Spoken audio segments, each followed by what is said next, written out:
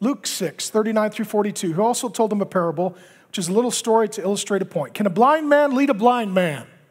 Technically, yes, but it's going to go really bad. Will they not both fall into a pit? Yeah, it's only a matter of time.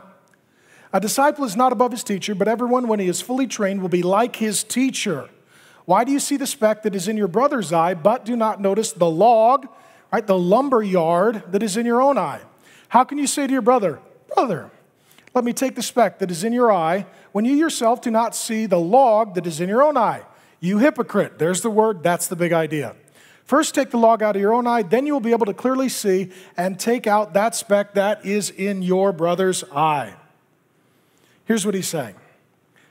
We're hypocrites and blind guides.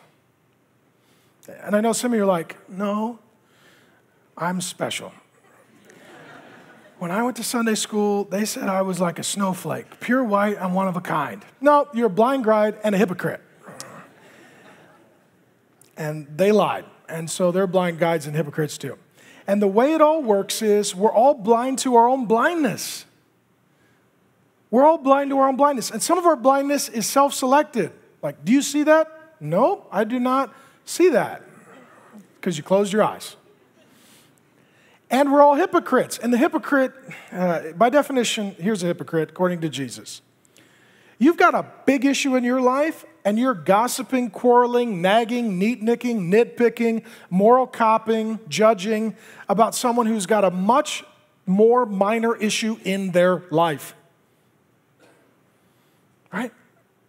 And what he doesn't say is, oh, well, you can't deal with anybody else and their sin and their issues. What he says is, hey, first things first, deal with your own lumberyard. Deal with your own lumberyard.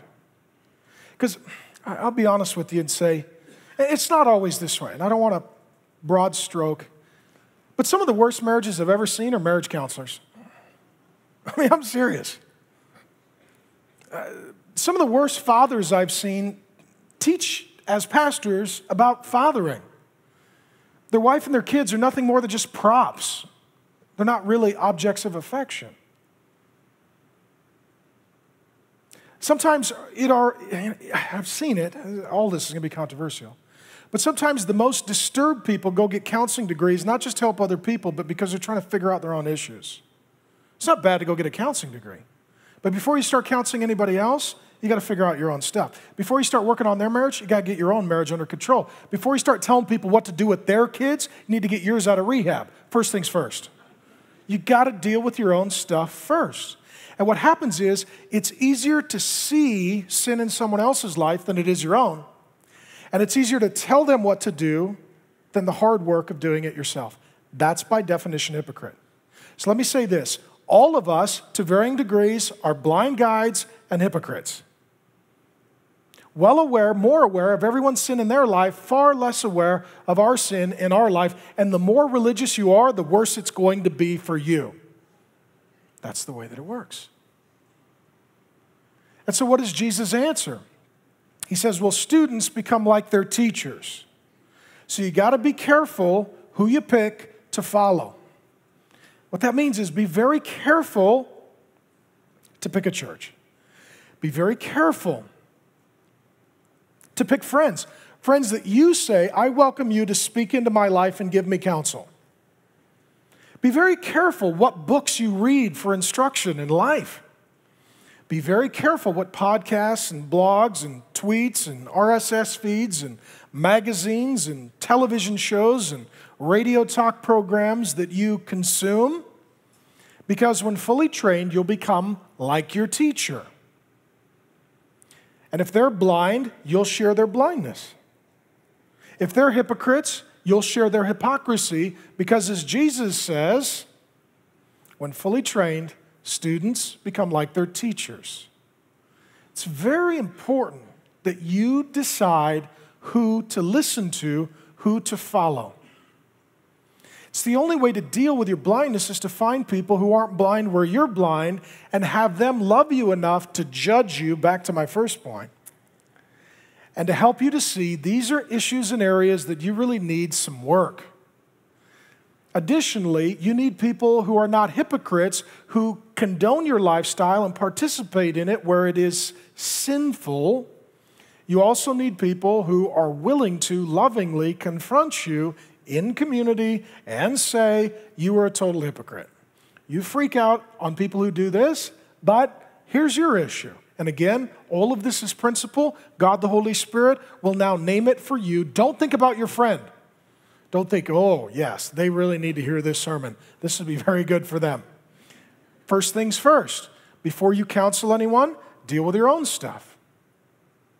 I mean, I'm continually shocked at the horrible husbands who want to counsel men on marriage.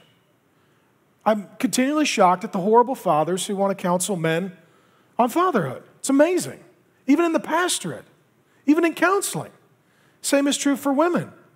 Women who quarrel, argue, dishonor their husband, yet want to tell other women how they should live their life and how they should organize their home. This is what we do, and to some degree, we're all hypocrites. And here's the truth. Sometimes the myth is laid out there, you should never judge anyone. Well, we have to, if we love them, diagnose what's wrong in their life in a non-condemning but in a convicting way. And additionally, if we really love them, we need to not follow them, we need to rebuke them and say, I love you, but stop giving me advice. I'm not asking for it, I'm not looking for it, and the truth is, we all see a lumber yard coming out of your head, and that should probably be your first priority. And if you do that and someone is humble, they'll thank you. And if they're arrogant, they'll bristle. Proverbs says, rebuke a wise man, he'll thank you. Rebuke a fool, he'll hate you. You don't know who someone is, wise or foolish, until they don't get their way, or you point out their lumber yard, or you show them their blindness. But the truth is, it's not just Christians who are hypocrites. Non-Christians are hypocrites too.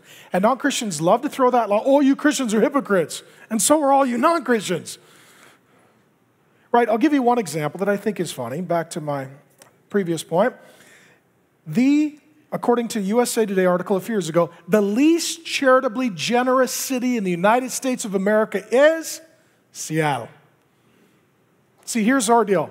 We are cause-oriented. What about the poor? What about low-income housing? What about single mothers? What about homelessness? What about the needy? Somebody else should totally do something about that. That's Seattle. That's Seattle.